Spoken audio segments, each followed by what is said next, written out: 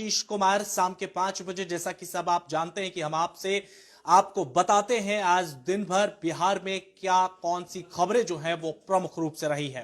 तो स्वागत है एक बार आपसे। हम तमाम खबरों का विशेष तौर पर विश्लेषण करेंगे और जानने की कोशिश करेंगे कि आज जो खबरें बड़ी रही उस पर हमारे सहयोगियों की क्या कुछ राय है। तो सीधे न्यूज वॉर रूम में हम आपको लेकर के चलते हैं और इस वक्त हम आपको बताते हैं कि दिन भर की आज बड़ी खबर क्या रही। सबसे पहले अगर हम बात कर लें तो आज दिन भर की प्रमुख खबरों में आरजेडी की समीक्षा बैठक सबसे बड़ी खबर रही, जहां आज तेजस्वी यादव के नेतृत्व में आरजेडी के तमाम विधायक वहां पर मौजूद थे। आरजेडी कार्यालय में समीक्षा बैठक की गई है। उस समीक्षा बैठक के दौरान क्या कुछ बातें हुई हैं, क्या कुछ रणनीति बनाई गई है, इसकी जानकारी देने के लिए इस वक्त हमारे साथ हमारे सहयोगी शिवम झा हमारे साथ लाइव मौजूद है। उनसे हम जानने की कोशिश करते हैं।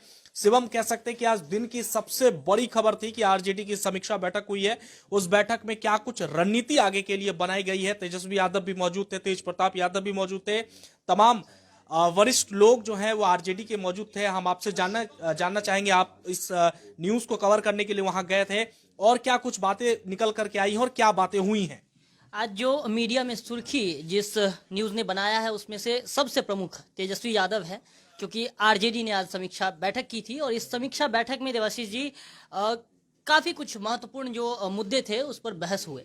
सबसे पहला जो मुद्दा था वो ये कि किस तरह से हार हुई और हार चूंकि कम सीट से हुई, इसको लेकर तमाम तरह की बातें की गई। अंदर खाने की बात है कि तमाम जो नेता थे, जीते हुए विधायक कह लें या हारे हुए विधायक कह लें, आरजेडी के तमाम नेता पहुंचे हुए थे। जो पहले के विधायक नेता थे जो इस विधानसभा में जिन्होंने भाग नहीं लिया वो भी पहुंचे हुए थे। तेज प्रताप यादव भी थे, तेजस्वी यादव भी थे, खुद दोनों भाई मौजूद थे। साथ में उनके पिता तुल्य जिनको जगदानंद सिंह भी थे। सबसे अहम बात यह रही कि हारने के कारण पर चर्चा हुई कि आखिर हार क्यों हुई। तो इसमें तमाम तरह से एक ही जो है आंसर निकला। आंसर ये निकला कि कांग्रेस के कारण हार हुई। मोटा मोटी बातें जो कही गई, हर एक विधायक से हमने बात की तो एक ही बात कही गई कि कांग्रेस जो है वो आरजेडी की महागठबंधन के हारने का एक कारण था। तो कांग्रेस पर ठिकरा फोड़ा गया। अब क्या जो रणनीति है उसको लेकर चर्चा हो रही थी। रणनीति कैसी? रणनीति इस प्रकार की कि किस तरह से एनडीए को तोड़ा जाए। अब एनडीए को तोड़ने के लिए आपने पिछले दिनों कई ट्वीट देखे हैं जीतन राम मांझी की तरफ से, किस तरह से ट्वीट आ रहा है। तो उस ट्वीट को लेकर भी राजनीति हो रही है, किस तरह से जीतन राम मांझी को अलग किया जाए ताकि अपना सीट पूरा किया जाए और अपनी सरकार बनाई जाए।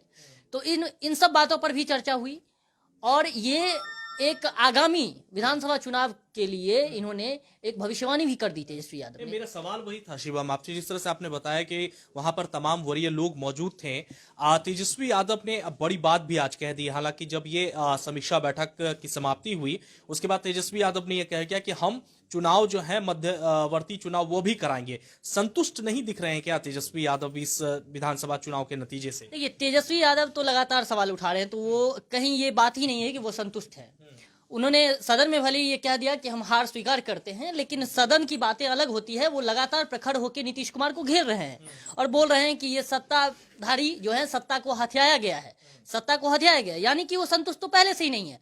जहां तक अभी की संतुष्टि की बात है, उनका यही कहना है कि हो सकता है 2021 में जो है फिर से विधानसभा चुनाव हो और इसकी भविष्यवाणी तेजस्वी यादव ने कर दी। और ये भी कहा तमाम नेताओं से कि आप लोग तैयार रहें, जमीनी स्तर पर काम करते रहें, ताकि 2021 में अगर विधानसभा चुनाव होता है और ऐसी परिस्थिति बनती है तो हम उसमें अच्छा खासा जो है मतदान प्राप्त कर सकें और अच्छी खासी सीटों से जीत हासिल कर सकें, जो अभी उन्होंने नहीं पाया। तो इस वजह से ये आगे की रणनीति थी।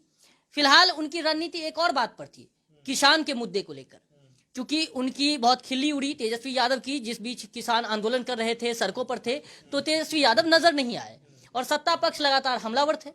तो इस बीच तेजस्वी यादव ने इस मुद्दे पर भी अपनी बातें रखी कि किसान आंदोलन को कैसे बढ़ावा मिले और किस तरह से वो किसान का समर्थन करेंगे।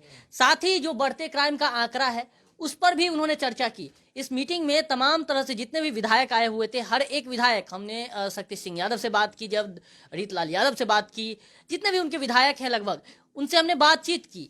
और उसके बाद यही है उनका कि ये सत्ता को हथियाया गया है, उनका आरोप था। और जब निकलते समय तेजस्वी यादव ने ये बात कह दी कि हम 2021 में विधानसभा चुनाव हो सकता है, उसके लिए तैयार रहे। साथ ही 5-6 मुद्दों को फिर से तेजस्वी यादव ने उठाया दवाई, कमाई, रोजगार, जो इस तरह की बातें वो करते हैं, सिंचाई, ये सभी मुद्दे फिर से उन्होंने एक बार मीडिया के सामने रखा। लेकिन दूसरी तरफ अगर हम चलें तो हमने आज राजीव रंजन से भी बात की। राजीव रंजन का कहना है कि ये सब पाखंडता है।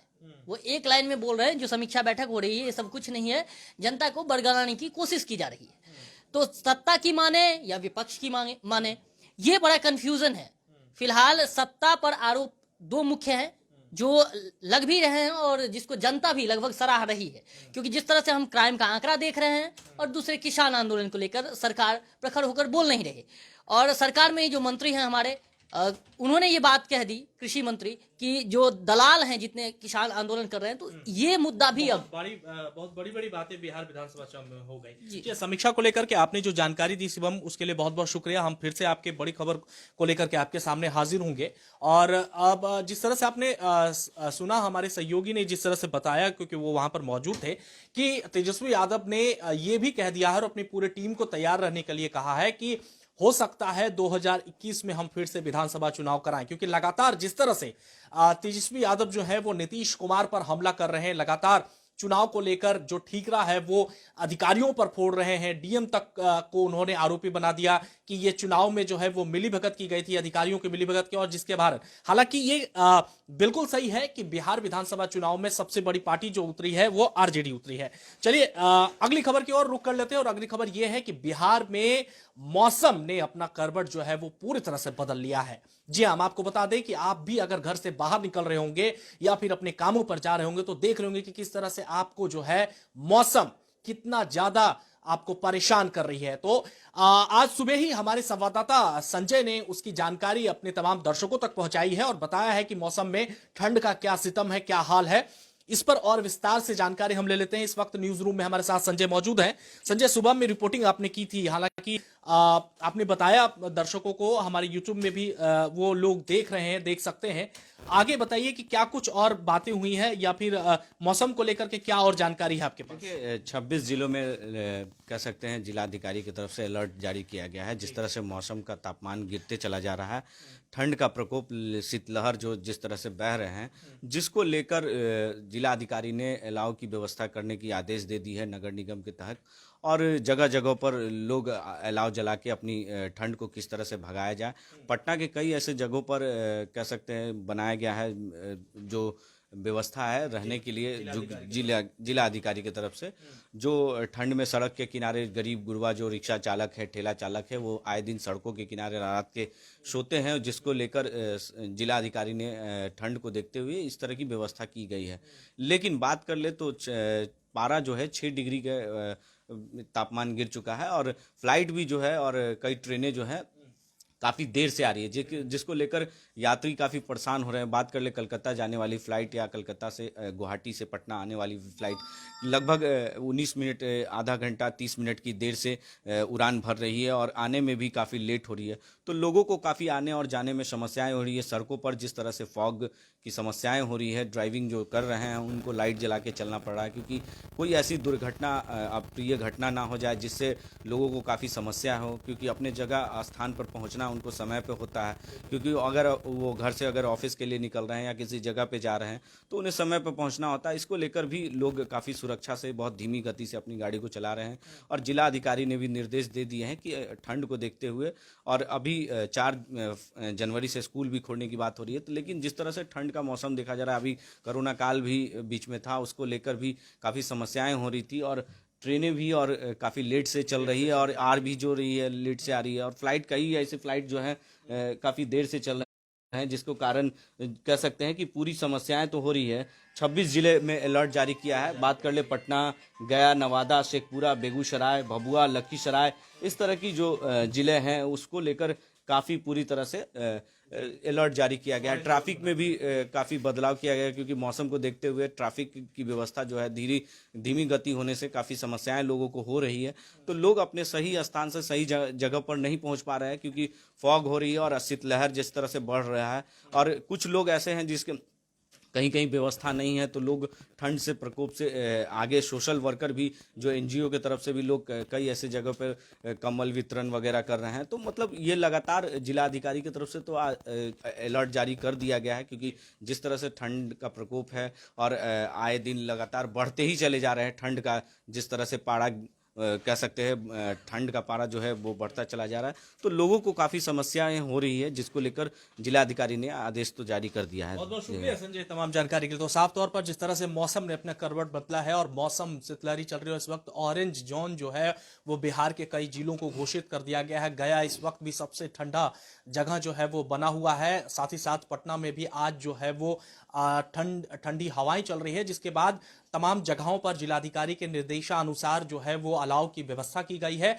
हालांकि अभी भी गरीब जो है वो बहुत परेशान है, रिक्शा चालक जो है वो बहुत परेशान है।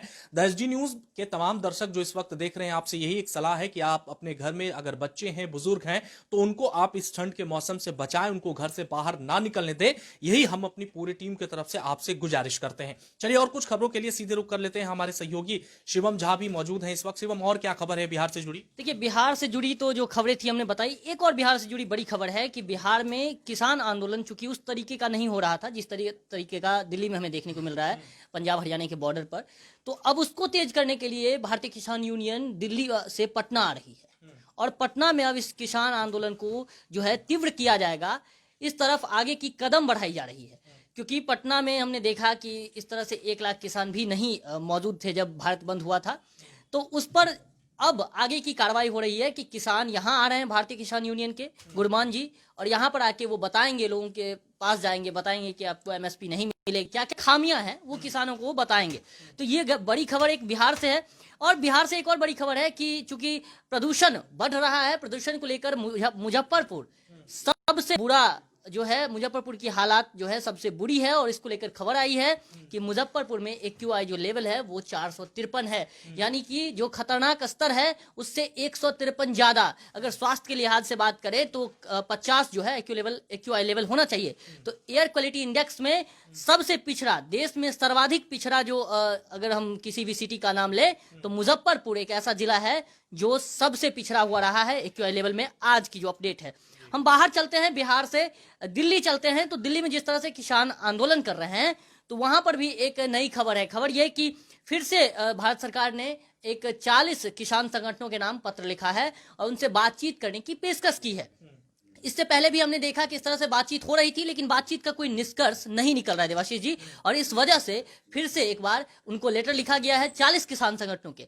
थोड़ा सा दिल्ली से अगर हम अलग रुख करें, पश्चिम बंगाल का चुनाव आने वाला है, ये भी एक बड़ी खबर है। तो पश्चिम बंगाल के चुनाव को लेकर अब सियासत जो है हो सकता है कि हिंसक हो जाए, क्योंकि इससे पहले जो हम सुन रहे थे, जुबानी जंग देख रहे थे, इससे पहले हमने पत्थरबाजी भी देखी, किस तरह से कैलाश विजयवर्गीय पर पत्थरबाजी हुई, ये जेपी नड्डा पर किस तरह से जो आक्रमण हुआ उधर से, ये भी चीजें देखी हमने। लेकिन अब एक अलग सियासत हो रही है, दीवारों पर जो है वो लिखा जा रहा है कि अगर आपने टीएमसी के खिलाफ वोट दिया तो खून की नदियां बह जाएंगी। तो ऐसी बातें अगर पश्चिम बंगाल में कई इलाकों के दीवारों पर लिखी हुई मिल रही है, तो कहीं ना कहीं वोटरों को धमकाने की यह साजिश है। और इसको लेकर कैलाश विजयवर्गीय जो बीजेपी के बंगाल प्रभारी हैं, उन्होंने ये बात कह दी कि ये कैसा ममता राज है, ममता सरकार को फिर से घेर लिया और ममता राज पर लोकतंत्र की दुहाई दे रहे हैं फिर से। तो वो केवल लोकतंत्र को बचाने की बात कर रही हैं, लेकिन लोकतंत्र है नहीं, ऐसी बातें रख रहे हैं कैलाश विजयवर्गीय।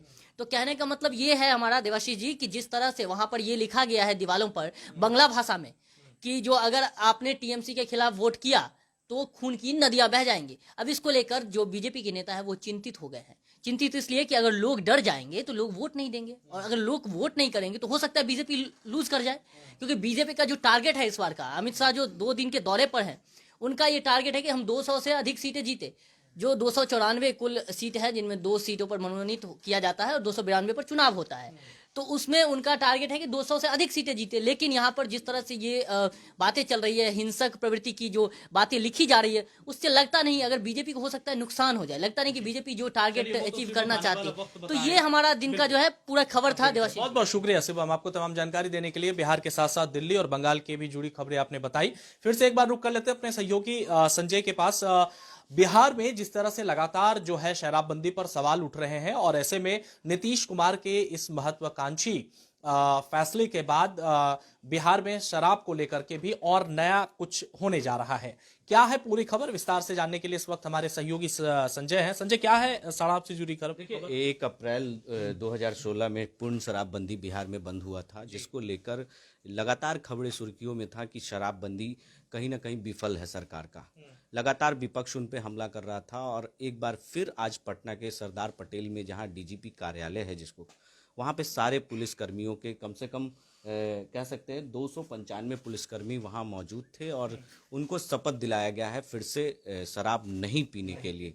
तो लगातार जिस तरह से शराबबंदी का मजाक बिहार में बन रहा है, आए दिन लगातार बिहार में शराबें जो है खुलेआम बिक रहे हैं, होम डिलीवरी हो रहा है और पुलिस प्रशासन इसके मिली भगत से ये सारे काम आए दिन हो रहे हैं। तो जिसको लेकर नए डीजीपी जो संजीव कुमार सिंघम जो बने हैं डीजीपी, उन्होंने ये शपथ दिलाया है लोगों को, पुलिसकर्मियों को। और जिस तरह से शराबबंदी और जो शराब माफिया है उनके मिली भगत से ये सारे कारोबार हो रहे हैं और पुलिस प्रशासन की मिली भगत से ये कारोबार हो रहे हैं, जिसको लेकर नीतीश कुमार भी काफी समीक्षा बैठक कर चुके हैं।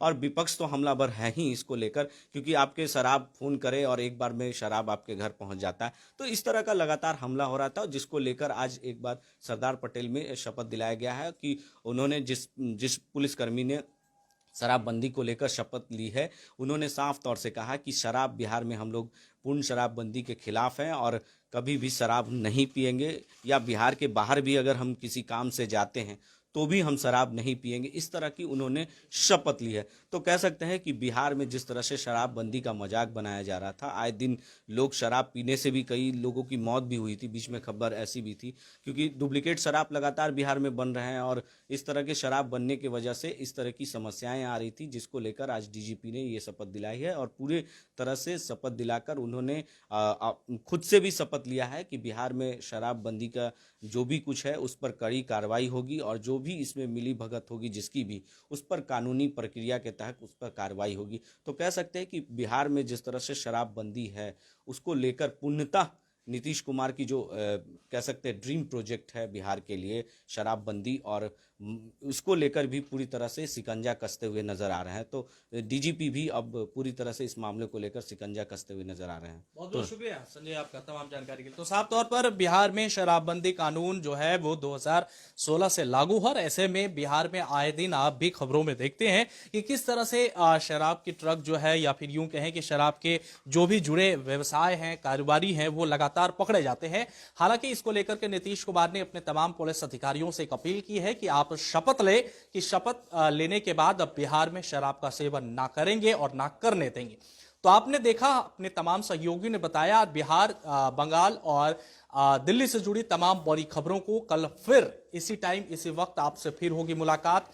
तब तक अपने तमाम सहयोगियों के साथ मैं लेता हूं विदा और द एसडी न्यूज पर बिहार, झारखंड और बंगाल से जुड़ी तमाम बड़ी खबरों को आप हमारे यूट्यूब चैनल पर भी देखते रहे। बहुत बहुत शुक्रिया, अपना बहुत ख्याल रखिए। नमस्कार।